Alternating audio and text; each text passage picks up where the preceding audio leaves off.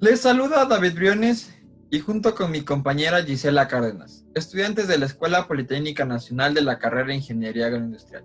Y en esta ocasión tenemos el agrado de presentar el sistema nervioso en animales rumiantes. A continuación, mi compañera. En primer lugar, se definirá qué es el sistema nervioso. Es el responsable de la interacción estímulo-respuesta entre el ambiente y el organismo, de la regulación y coordinación de los sistemas corporales, del control del sistema endocrino e inmunológico y de los órganos de los sentidos. A continuación, se hablará de la estructura del sistema nervioso.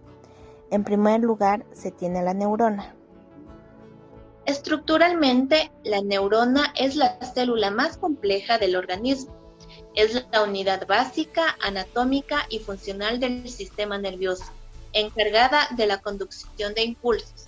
Existen dos tipos: las excitatorias, que conforman alrededor del 80%, y las inhibitorias. Las excitatorias se encargan de promover la estimulación adecuada para que el cerebro aprenda y guarde información, mientras que las inhibitorias frenan a las excitatorias. El citoplasma de la neurona, o también conocido como neuroplasma, posee una cantidad variable de prolongaciones, llamadas dendritas y axones. Las dendritas transmiten los impulsos nerviosos hacia un cuerpo celular. Por otra parte, los axones conducen los impulsos nerviosos a partir del cuerpo celular. A la neurona se la puede clasificar según el número de ramificaciones que tenga. Como por ejemplo tenemos a la neurona multipolar, a la neurona bipolar y a la neurona unipolar. La neurona multipolar tiene múltiples relaciones con otras neuronas. Por otra parte, la neurona bipolar presenta dos ramificaciones, una con una terminación modificada y la otra que se conecta con otra neurona. Y por último, la neurona unipolar, la cual posee una única ramificación, se divide en dos ramas. Una se dirige a la terminación sensorial y otra hacia la médula espinal. Otra parte importante en la estructura del sistema nervioso son las células de la glía. Estas células, junto con las neuronas, forman el tejido nervioso, colaboran con la traducción de impulsos, forman la barrera hematocefálica. También en el sistema nervioso periférico son sustituidas por las células de Schwann. En la estructura del sistema nervioso procedemos a hablar acerca de la subdivisión del mismo. Este se divide en sistema nervioso central y sistema nervioso periférico. En primer lugar, se va a hablar acerca del sistema nervioso central. Bien, en el sistema nervioso central se incluye el encéfalo y la médula espinal, los cuales se encuentran situados en la cavidad craneal y en el canal vertebral. Como funciones principales del sistema nervioso central están las funciones sensitivas y las funciones motoras. Las funciones sensitivas del sistema nervioso central consisten en percibir sensaciones de diferente tipo y reaccionar en consecuencia. Cuando estas sensaciones provienen del mundo exterior y son captadas y conducidas a través de la piel, las mucosas o los órganos de los sentidos, se habla de sensibilidad exteroceptiva. Por el contrario, la presentación y la posición del cuerpo son percibidas por la sensibilidad propioceptiva. Cuando la excitación es conducida desde receptores presentes en el sistema de vasos sanguíneos o desde las vísceras hacia centros vegetativos, se habla de sensibilidad vegetativa. Por otra parte, las funciones motoras consisten en coordinar secuencias de movimiento. Por motricidad somática se entienden aquellos procesos de movimiento de la musculatura estriada, que pueden ser modificados en forma voluntaria. Por el contrario, la motricidad visceral comprende los procesos de movimientos de la musculatura lisa, que no pueden ser modificados por la voluntad. La médula espinal está dividida en el plano mediano en dos mitades simétricas, por un surco longitudinal en su cara dorsal y por una figura ventral. Por ambos lados de la médula espinal ingresan y egresan las raíces nerviosas dorsolaterales y ventrolaterales. En las raíces dorsales se encuentran los ganglios espinales, que contienen las células sensitivas. Como se observa en la figura, a partir del cono medular, el canal vertebral contiene solamente una masa densa de raíces nerviosas espinales. Y por su semejanza a una cola de caballo, se le denomina cola de caballo. Como siguiente tenemos la estructura interna de la médula espinal, en la cual se tiene una estructura bilateral simétrica y está subdividida en diferentes regiones. Una región de ellas es la región dorsal, en donde se encuentra el surco plano, mediano dorsal y septo mediano dorsal. La función de la médula espinal es transmitir los impulsos nerviosos comunicando el encéfalo con el resto del organismo. Si se observa un corte transversal de la médula espinal, se puede reconocer en su interior una sustancia gris, la cual tiene forma de mariposa o de la letra H, como se muestra en la figura. En la columna gris, localizada en la pared dorsal, hay situadas preferentemente neuronas aferentes somáticas y viscerales, que en conjunto conforman regiones nucleares como por ejemplo el núcleo propio del asta dorsal. Estas células nerviosas están en comunicación con las células sensitivas radiculares del ganglio espiral. En el segmento toracolumbar del asta lateral se localizan las neuronas de la motricidad visceral. En la parte intermedia se encuentran las zonas nucleares del núcleo simpático. En la región sacra del asta lateral se encuentra un cúmulo de células nerviosas. También en la columna gris vertebral se puede encontrar esencialmente las neuronas de la motricidad somática, las células motoras del asta ventral que en el corte transversal histológico forman el núcleo motor. En la médula espinal también se puede encontrar otra sustancia, como tal es la sustancia blanca. La sustancia blanca se encuentra por fuera de la sustancia gris y está compuesta por fibras nerviosas mielinas.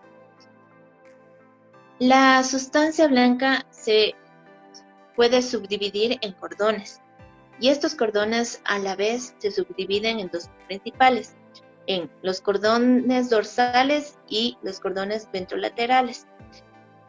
El cordón dorsal ascienden preferentemente vías nerviosas que conducen al cerebro la sensibilidad superficial y profunda, mientras que por otra parte el cordón ventrolateral no solo lleva impulsos ascendentes, es decir, sensitivos, sino también vías descendentes, es decir, motoras. Una vez acabado de hablar acerca de la médula espinal, se empezará a hablar acerca del encéfalo, que es la segunda parte que compone al sistema nervioso central. Bien, ¿cuál es la función del encéfalo? El encéfalo desempeña un papel importante como órgano superior de integración, coordinación y regulación de la actividad nerviosa. Su capacidad de rendimiento se relaciona estrechamente con su estructura morfológica. Bien, ahora bien, ¿dónde se encuentra el encéfalo? Se localiza en la cavidad craneal. Se proyecta en un plano transversal rostral a nivel del borde caudal del arco ocular y un plano transverso caudal a nivel del conducto auditivo. El encéfalo puede ser dividido en algunas partes principales. Las principales son rombencéfalo, mesencéfalo, prosencéfalo. El rombencéfalo se subdivide en mielencéfalo y metencéfalo. En el mielencéfalo se puede encontrar la médula oblongada y el cuarto ventrículo, mientras que en el metencéfalo está compuesto principalmente por el cerebelo. Por otra parte, el mesencéfalo, ahí se puede encontrar el puente troncoencefálico y el acueducto cerebral. Y por último, el prosencéfalo se subdivide en diencéfalo y telencéfalo. En el diencéfalo se puede encontrar el hipotálamo, tálamo, metatálamo e hipotálamo. Y en el telencéfalo podemos encontrar los hemisferios cerebrales, cuerpo estriado y ventrículos laterales. En primer lugar, se va a hablar del rombencéfalo, con sus partes principales, como son la médula oblongada, el cerebelo y cuarto ventrículo. La función principal de la médula oblongada es la transmisión de impulsos de la médula espinal al encéfalo, regulación de la secreción de jugos digestivos y controla la tos, el vómito, el estornudo y la deglución. Si en caso se presenta alguna lesión en la médula oblongada, esto podría causar la muerte inmediata por paro cardíaco o respiratorio. En el cerebelo tenemos que la función principal integra toda la información recibida para precisar y controlar las órdenes que la corteza cerebral manda al aparato locomotor a través de las vías motoras. En este caso, si se llegara a presentar una lesión, se puede presentar desórdenes relacionados con la ejecución de movimientos precisos, mantenimiento del equilibrio, la postura y aprendizaje motor. La segunda parte del encéfalo es el mesencéfalo, en el cual se puede encontrar el puente troncoencefálico, el acueducto cerebral y el tercer ventrículo. La función principal del puente troncoencefálico es conectar la médula espinal y el bulbo raquídeo con estructuras superiores como los hemisferios del cerebro o el cerebelo. Otra función es coordinar los movimientos de los globos oculares en respuesta a estímulos visuales y a los movimientos de la cabeza y tronco en respuesta a los estímulos auditivos. Si se llegara a presentar una lesión en la vía visual y auditiva se verán interrumpidas o también se podría producir parálisis. Ahora bien, el acueducto cerebral es el nombre que recibe en el conducto comunicante entre el tercer y cuarto ventrículo del cerebro, por donde circula el líquido cefalorraquídeo. Y por último, se tiene al prosencéfalo, en donde se encuentra el hipotálamo, tálamo y ventrículos laterales. La función principal del hipotálamo es la coordinación de conductas esenciales vinculadas al mantenimiento de la especie. También regula la liberación de hormonas de hipófisis, mantiene la temperatura corporal y organiza conductas como la alimentación, ingesta de líquidos, apareamiento y agresión. Otra función es que es el regulador central de las funciones viscerales autónomas y endocrinas. En el tálamo se tiene que todos los estímulos sensoriales que llegan al cerebro, con excepción del olfato, pasan previamente por el tálamo. En el epitálamo se encuentra la glándula pineal, que afecta a la modulación de los patrones del sueño, tanto a los ritmos circadianos como estacionales, y también es llamado puerta de la conciencia. Y por último, siguiendo mismo con el prosencéfalo, se tiene a los hemisferios cerebrales, los cuales representan algunas funciones importantes, como por ejemplo, representa el nivel más alto de integración somática y vegetativa. La corteza cerebral se dispone en dos hemisferios cerebrales separados superficialmente por la fisura longitudinal y unidos en la profundidad por ser el cuerpo calloso. La corteza se encuentra dividida en 4 lóbulos: lóbulo temporal, lóbulo frontal, lóbulo parietal y lóbulo occipital. En el lóbulo temporal se contienen neuronas la corteza auditiva. También contiene neuronas relacionadas con la comprensión del lenguaje, memoria y aprendizaje. Por otra parte, en el lóbulo frontal contiene principalmente la corteza motora primaria, en la cual se encuentran las neuronas que controlan los músculos del cuerpo. Está organizada en función de las partes del cuerpo. El lóbulo parietal, por lo contrario, aloja a la corteza somatosensorial primaria, compuesta por neuronas relacionadas con el tacto. También se organiza en funciones de las paredes del cuerpo. Y por último, el lóbulo occipital contiene la corteza visual primaria. Como ejemplo, a continuación se muestra la imagen de la vista de la superficie dorsal del encéfalo de un perro. En esta imagen se puede apreciar algunas áreas, como tales son el área motoria, el área sensorial, el área auditovensorial, el área parietal y el área óptica. Hasta aquí se ha hablado absolutamente del sistema nervioso central, pero ahora se empezará a hablar del sistema nervioso periférico. Bien, el sistema nervioso periférico se extiende fuera del sistema nervioso central hacia los miembros y órganos conectantes. Su función es coordinar, regular e integrar a los órganos internos por medio de respuestas involuntarias. El sistema nervioso periférico se divide en dos partes principales, en nervios y ganglios cerebroespinales, los cuales contienen nervios del cerebro o nervios craneales, y la segunda parte es nervios y ganglios autónomos, en los cuales tenemos nervios de la médula espinal o nervios espinales. A continuación, yo les voy a hablar sobre nervios craneales. Entonces, según la anatomía clásica, es posible diferenciar 12 pares de nervios craneales, entre los cuales los podemos encontrar agrupados de la siguiente forma. Los nervios sensoriales, en los cuales corresponde el olfatorio, el óptico, el vestibulococlear. En un siguiente grupo podemos encontrar a los nervios de la musculatura ocular, en cuales están el oculomotor, troquial y el abducente. Y en un último grupo podemos encontrar los nervios de los arcos branquiales, el cual encontramos al trigémino, facial, glosofaringeo, vago, accesorial y por último al nervio craneal. Entonces, es importante también poder diferenciar entre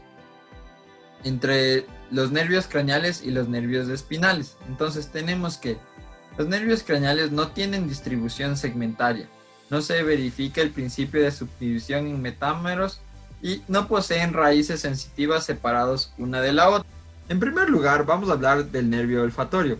Este nervio es un nervio periférico que se encuentra conformado por prolongaciones de las células sensoriales, además del epitelio olfatorio. Este penetra en el bulbo olfatorio y carece de médula y atraviesa los orificios de la lámina cribosa del etmoides. Este es una rama delgada del nervio terminal que finaliza en el órgano vómero-nasal. El nervio óptico, o también denominado fascículo óptico, tampoco es un nervio periférico, sino por el contrario, una vía de conducción del cerebro. El sitio de origen de las fibras ópticas es la retina.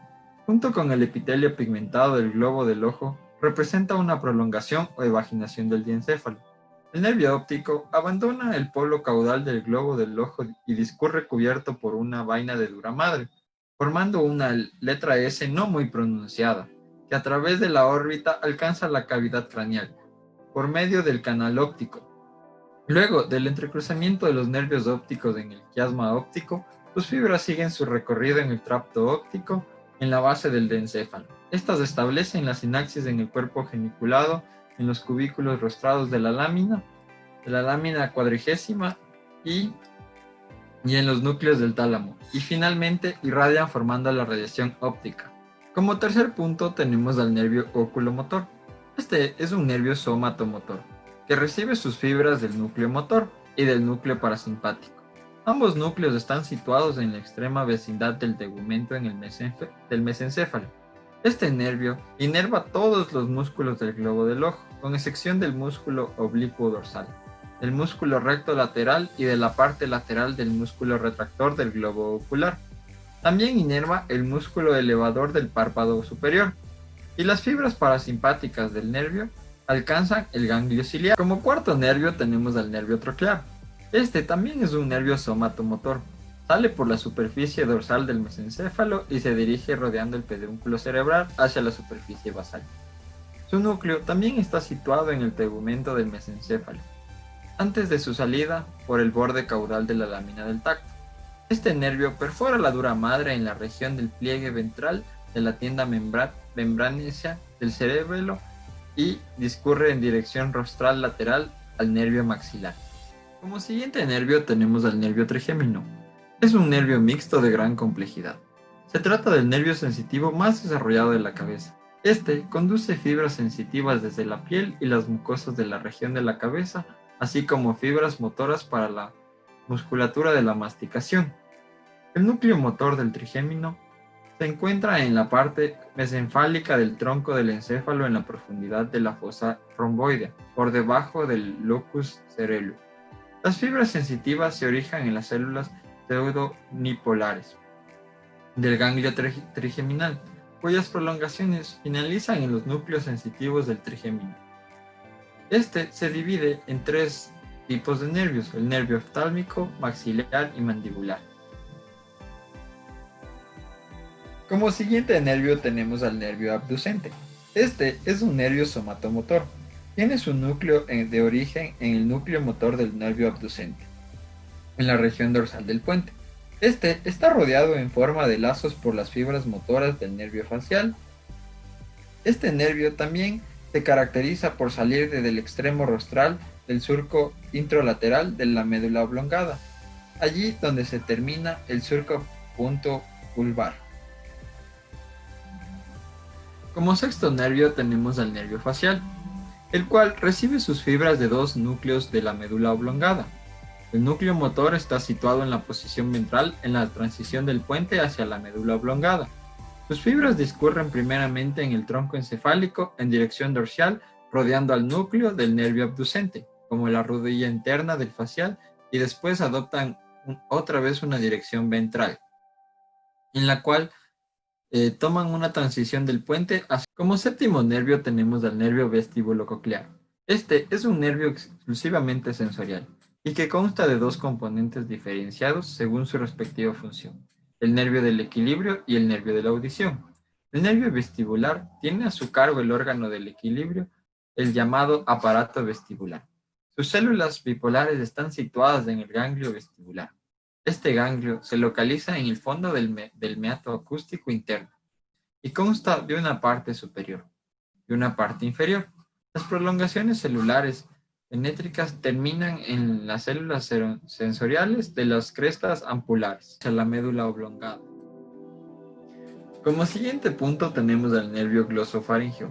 Este es un nervio mixto al máximo, ya que pertenece al parte del grupo vago, junto con el nervio vago y el nervio accesorio. Sus fibras motoras se originan en el segmento rostral del núcleo ambiguo, en la médula oblongada. Por ende, el núcleo ambiguo es un núcleo común para los nervios craneales 9 y 10.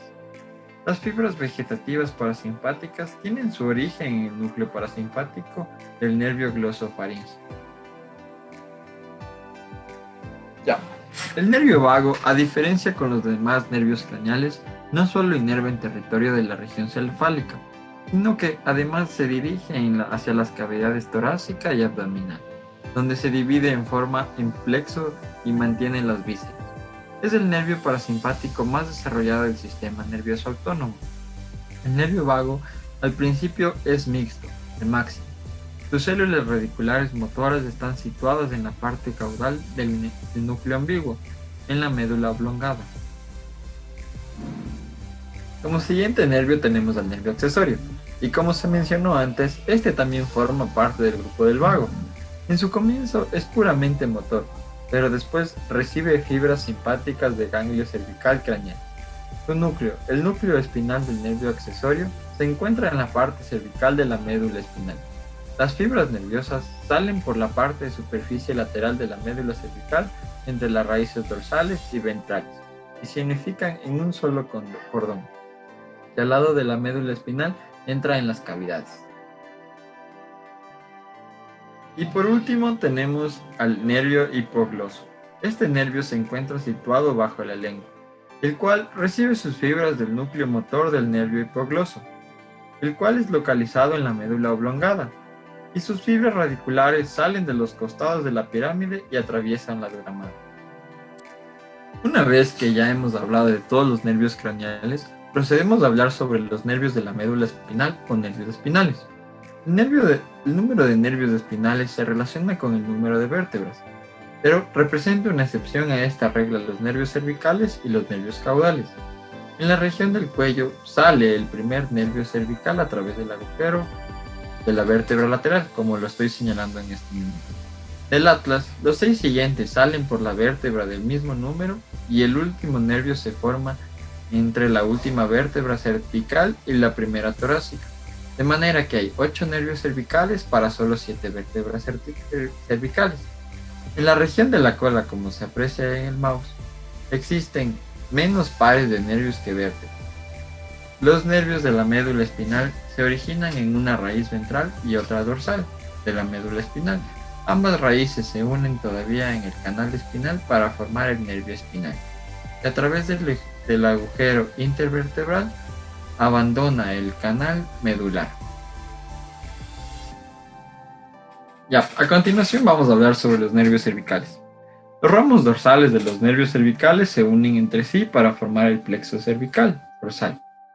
Los ventrales forman el plexo cervical ventral y además se desprenden los nervios que se mencionarán. Entre ellos tenemos el ramo ventral del primer nervio cervical, se une con el último nervio craneal y el nervio hipogloso de manera que se une en forma denominada de asa cervical. Plexo braquial y nervios del miembro torácico. Para la formación del plexo braquial se unen casi todos los ramos ventrales de los 3 últimos nervios cervicales y los 2 de los 2 primeros nervios torácicos. Entonces, tenemos que la porción inicial aplanada del plexo braquial pasa a través del músculo escaleno hacia la región medial del miembro anterior. Este inerva los músculos de ese miembro y también regiones cutáneas. A continuación voy a hablar sobre el nervio radial. Este recibe la mayor parte de sus fibras de C3. Además, es la rama más desarrollada del plexo braquial y en consecuencia posee el territorio de ramificación de mayor tamaño. Este inerva todos los extensores del miembro anterior, con excepción de los correspondientes a la articulación del hombro. También tiene a su cargo la inervación en un territorio cutáneo lateral de antebrazo que se extiende de manera diferente según el tipo de animal, a saber, hasta la región distal del carpo en el caballo o hasta la punta de los dedos en otros mamíferos domésticos. Como siguiente punto tenemos al nervio mediano, y es importante recalcar que al comienzo de este nervio se discurre por el antebrazo junto con el nervio cubital. A nivel de las articulaciones del codo transcurre entre el músculo pronador redondo y el ligamento medial colateral. En el gato, a través del agujero supracondilio. El nervio mediano inerva en el músculo flexor radial del carpo y contribuye junto con el nervio cubital a la intervención del músculo flexor digital profundo y del músculo flexor digital superficial. Junto con el nervio cubital inerva los dedos.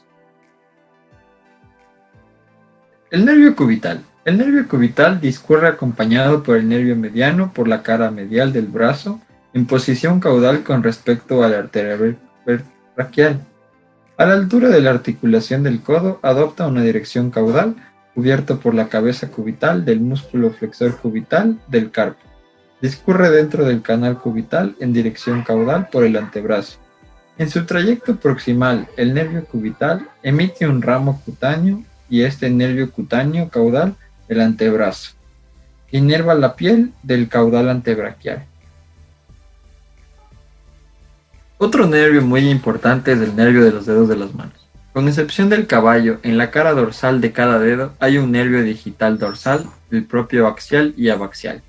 En el caso del dedo ubicado en el extremo más lateral, el nervio digital dorsal propio abaxial proviene del nervio cubital. Todos los otros nervios dorsales de los dedos son ramas terminales de la rama superficial del nervio radial.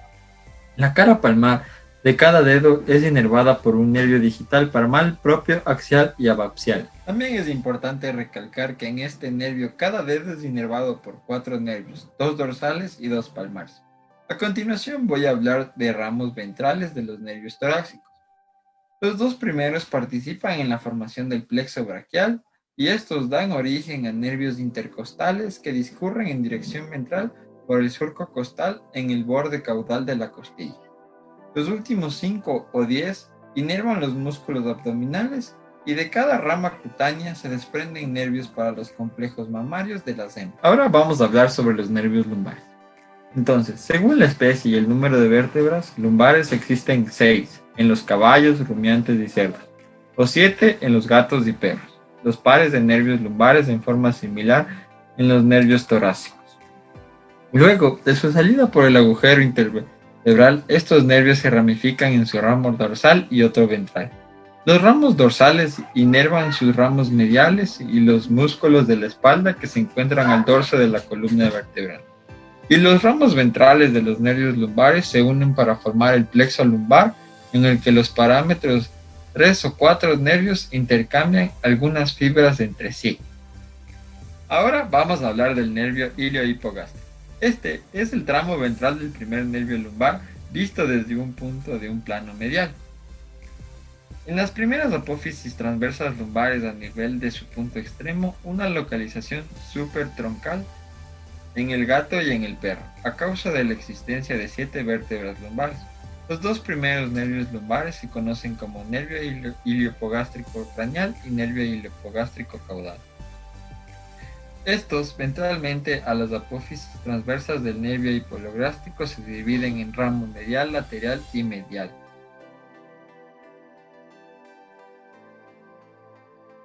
Entonces podemos decir que el ramo medial discurre visto desde la región interna, apenas cubierto por el peritoneo, hacia la región inguinal. Y por en cambio, el ramo lateral se introduce entre los músculos abdominales a los que inerva. Este ramo da origen a dos ramos principales, el ramo cutáneo lateral y el ramo cutáneo medial. A continuación voy a hablar sobre el nervio ilinguinal. Entonces, este nervio es el ramo ventral del segundo nervio lumbar y se ramifica en forma similar al primero. El principal territorio de inervación es el cutáneo, el ramo cutáneo lateral. Este se encuentra situado caudalmente al iliohipogástrico en la región de los flancos. El territorio de inervación cutánea se mezcla con el del nervio iliohipogástrico. También tenemos al nervio genitofemoral. Este es el ramo ventral de los nervios lumbares posteriores y recibe axones predominantes posterior de emitir ramas en el plexo isquiático. Por otro punto también tenemos el nervio glúteo craneal. Este discurre junto con la arteria y las venas glúteas craneales sobre la incisura isquiática mayor y su inervación es en el músculo del glúteo medio, músculo periforme, glúteo profundo y el tensor de la fascia lata. Otro nervio que es importante para su estudio es el nervio glúteo caudal, el cual se origina en la porción caudal del plexo isquiático y discurre en dirección caudal hacia el músculo bíceps o femoral del glúteo bíceps. Este inerva según la especie, el músculo glúteo superficial, el músculo separador caudal de la pierna y las cabezas vertebrales de los músculos de la nalga. También tenemos al nervio cutáneo femoral caudal. Este nervio caudal discurre en dirección caudal hacia la tuberosidad isquiática.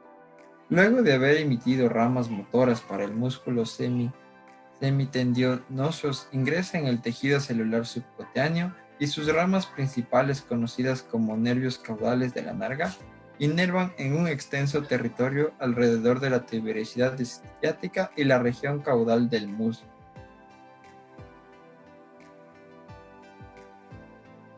Ahora vamos a hablar sobre el nervio pudendo. Este está constituido principalmente por parte del ramo ventral del tercer nervio sacro. Al comienzo lleva muchas fibras parasimpáticas, mediante ramos comunicantes, y se une al nervio cutáneo femoral caudal. Este inerva los órganos de apareamiento y también el músculo de la región anal del perineo. Además, emite ramas sensitivas para la piel del ano, para la región perineal y para el territorio de inervación de los nervios caudales de la nalga. Está a cargo de la inervación motora del músculo isquio-cavernoso, del músculo bulbo esponjoso, del músculo retractor del pene, del músculo uretral y del músculo constrictor de la vulva. Ya, ahora vamos a hablar sobre los nervios sacros. Estos son ramos ventrales de los nervios sacros que se unen con el plexo sacro y forman una estructura que ya ha sido analizada. Los ramos dorsales se dejan en el canal de la médula espinal por los agujeros sacros dorsales y se comportan como los ramos dorsales de los nervios lumbares. A continuación también voy a hablar sobre el nervio ciático. El nervio ciático es el más fuerte del cuerpo, es la continuación del plexo isquiático en el miembro pelviano. A través de la incisura isquiática mayor o a través del agujero isquiático mayor, este nervio abandona la cavidad de la pelvis y alcanza por fuera, en el cerdo, en el bovino y en el equino. El ligamento sacrotuberoso ancho para discurrir sobre el músculo glúteo profundo y la articulación de la cadera. Y por último, tengo a los ramos distales del nervio ciático. Estos se dividen aproximadamente en la mitad del muslo en dos de los ramos más importantes para la inervación del miembro pelviano, el nervio tibial de trayectoria más mediana y del nervio peroneo común. Su ubicación es lateral y todos los músculos de la pierna que se hallan situados dorsal o lateralmente a la tibia y al peroné son inervados por este nervio. Los que están ubicados caudalmente reciben su inervación del nervio tibial. Muchas gracias por la atención prestada y toda esta información puede ser utilizada de la siguiente bibliografía. Muchas gracias. Y por último, tengo a los ramos distales del nervio ciático. Estos se dividen aproximadamente en la mitad del muslo en dos de los ramos más importantes para la inervación del miembro pelviano, el nervio tibial de trayectoria más mediana y del nervio peroneo común. Su ubicación es lateral y todos los músculos de la pierna que se hallan situados dorsal o lateralmente a la tibia y al peroné son inervados por este nervio. Los que están ubicados caudalmente reciben su inervación del nervio tibial. Muchas gracias por la atención prestada y toda esta información puede ser utilizada de la siguiente bibliografía. Muchas gracias. Con el fin de reforzar lo expuesto, a continuación vamos a presentar un video sobre el sistema nervioso preparado por la Universidad de Antioquia. Espero les sea de gran utilidad.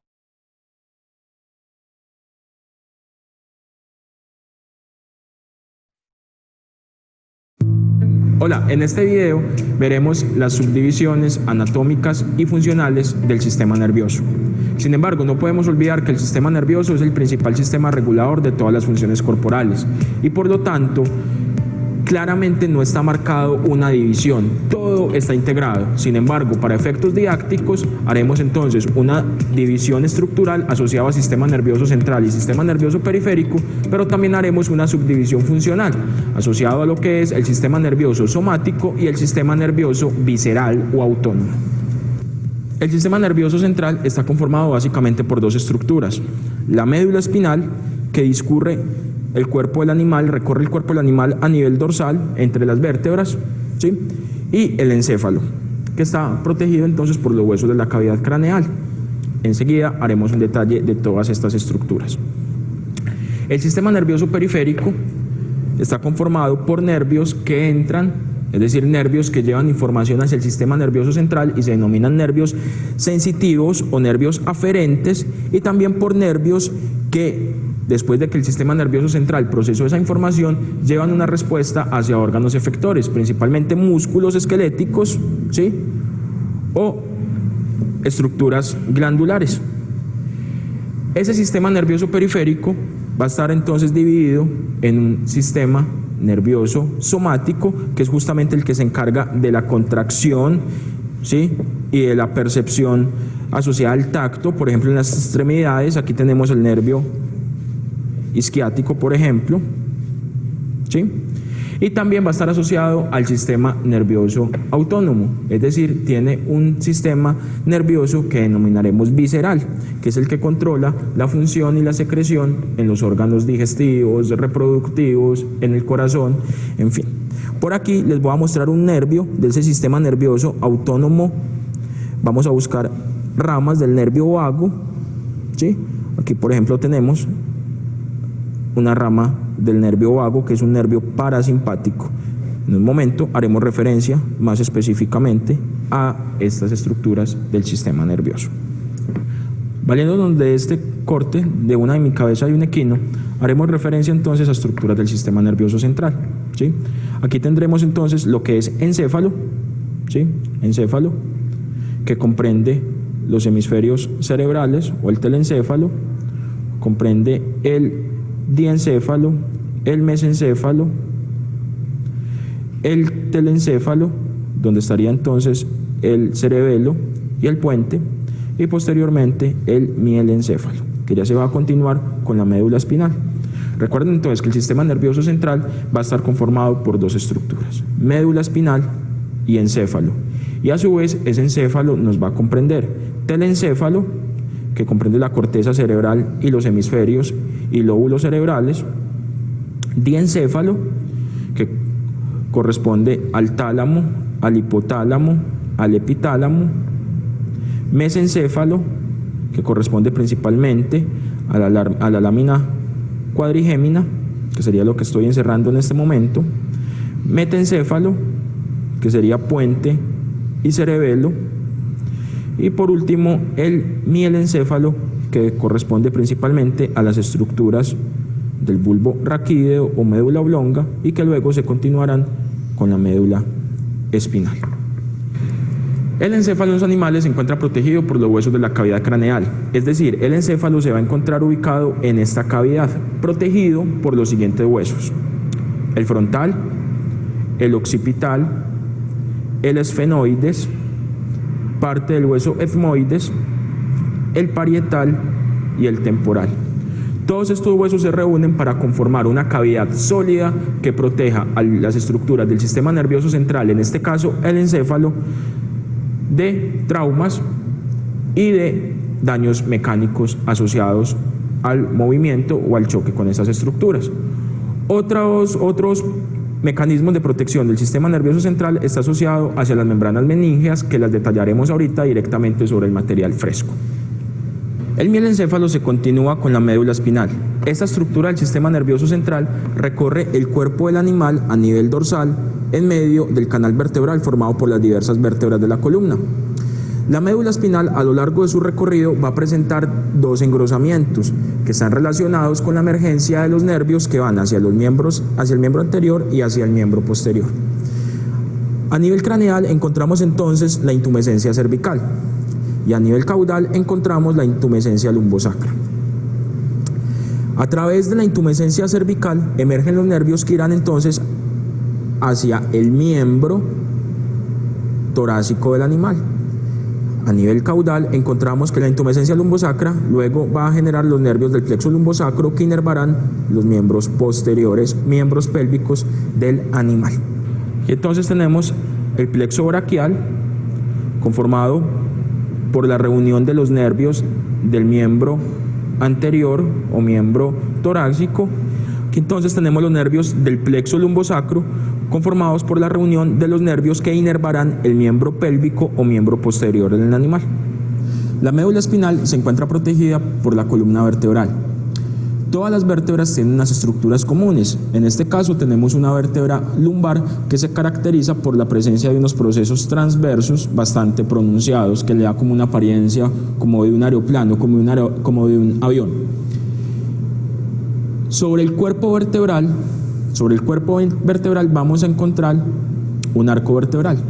Ese arco vertebral me va a formar un orificio que se llama el orificio vertebral o foramen vertebral. A través de estos forámenes va a ir inserta la médula espinal. Cuando reunimos todas las vértebras, se nos va a formar entonces un canal continuo que se denomina justamente canal vertebral, y es a través de esta estructura por la cual la médula espinal va a recorrer el cuerpo del animal. Las vértebras presentan unas estructuras que se llaman incisuras. La reunión de las incisuras de dos vértebras continuas me van a formar un agujero intervertebral, y a partir de estos agujeros intervertebrales saldrán y entrarán nervios hacia la médula espinal. Aquí tenemos un corte transversal de la médula espinal. En ella vamos a marcar inmediatamente los sitios conocidos como la sustancia gris y la sustancia blanca.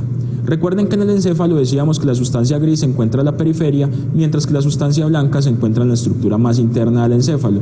En la médula espinal vamos a tener una disposición inversa.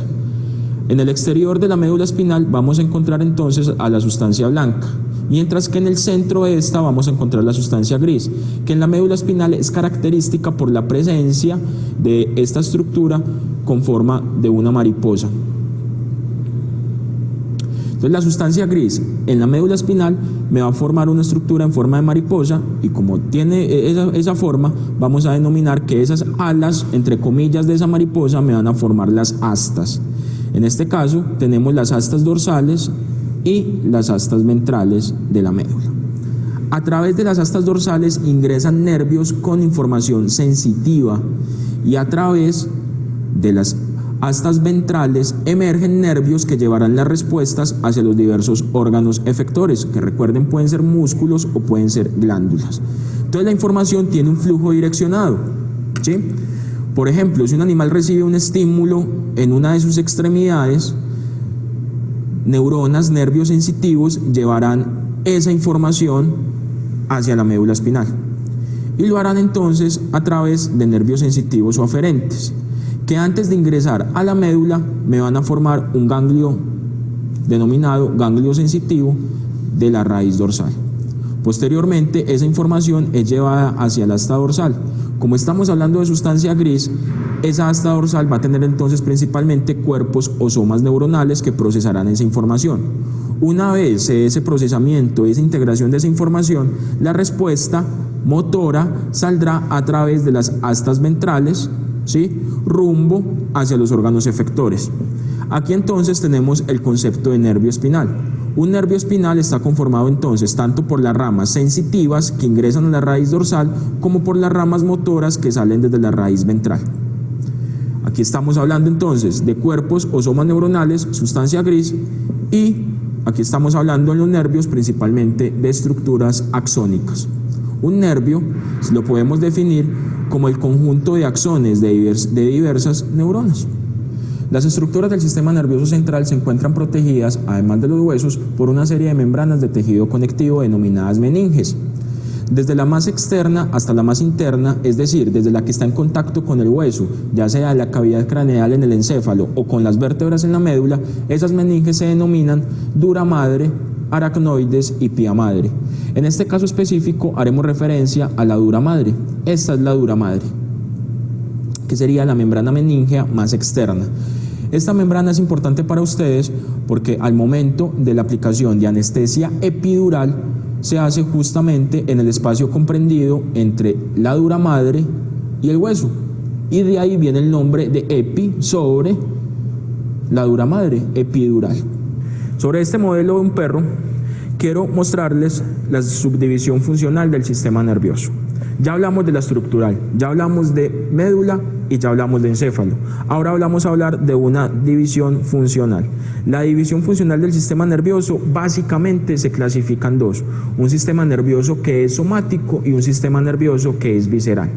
El sistema nervioso somático es aquel que va a controlar la actividad voluntaria, la actividad asociada a la coordinación de los movimientos y a la generación de los movimientos de los músculos esqueléticos. En la parte posterior del animal vamos a encontrar un nervio somático de mucha importancia en la práctica de ustedes como tecnólogos en la gestión de insumos agropecuarios. Las inyecciones intramusculares que se aplican en el miembro pélvico del animal, en su miembro posterior, deben evitar a toda costa tocar ramas del nervio isquiático para evitar problemas motores o claudicaciones o cojeras en los animales sujetos a este tipo de inyecciones. Aquí tenemos entonces un claro ejemplo del sistema nervioso somático. Este nervio, el nervio isquiático, controla entonces la sensibilidad y la función motora en el miembro posterior. Al hablar del sistema nervioso autónomo, necesariamente tenemos que tener en claro dos conceptos. Lo primero es que el sistema nervioso autónomo también tiene unas ramas aferentes o sensitivas que informan al sistema nervioso central sobre la actividad en los órganos. Por ejemplo, cuando hay presencia de alimento en el estómago, este órgano se va a distender, se va a llenar y ese mensaje, esa información tiene que ser llevada hacia el encéfalo y eso sería una vía aferente o sensitiva en el sistema nervioso autónomo. ¿Qué posibles respuestas puede generar esto? Una mayor secreción de ácido, una motilidad en el estómago que permita el tránsito del alimento hacia el segmento posterior que sería el duodeno, la porción proximal del intestino delgado. Al hablar entonces de sistema nervioso autónomo, en sus respuestas, en sus ramas eferentes o motoras, tenemos que hablar de dos conceptos, del sistema nervioso autónomo simpático y el sistema nervioso autónomo parasimpático.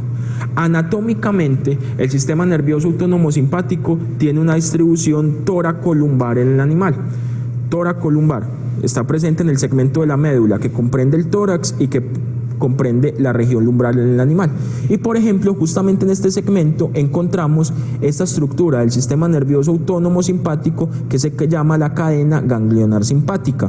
Se llama cadena porque es una estructura continua y ganglionar porque a la altura de cada cuerpo vertebral, esto sería un cuerpo vertebral, vamos a encontrar un ganglio. Recordemos que un ganglio es un conjunto de cuerpos o somas neuronales que se encuentran por fuera del sistema nervioso central.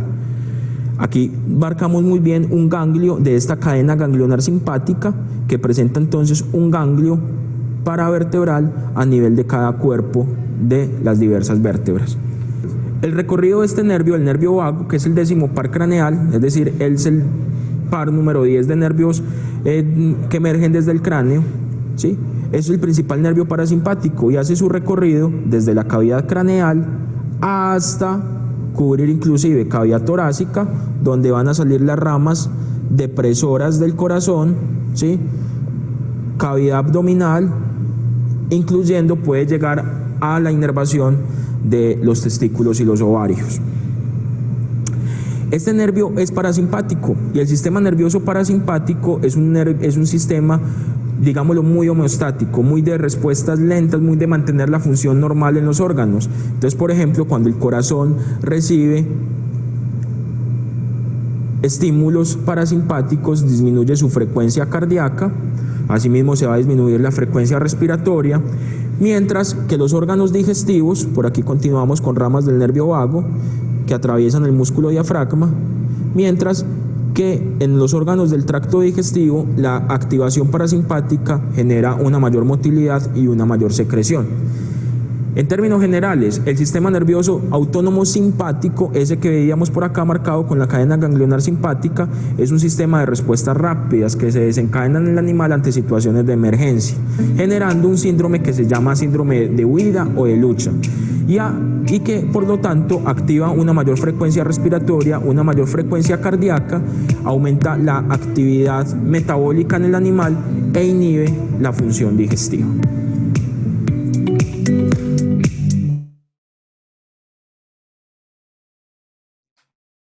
Espero que con esto se haya complementado la información proporcionada. Muchas gracias por quedarse hasta el final del video y like y suscríbete.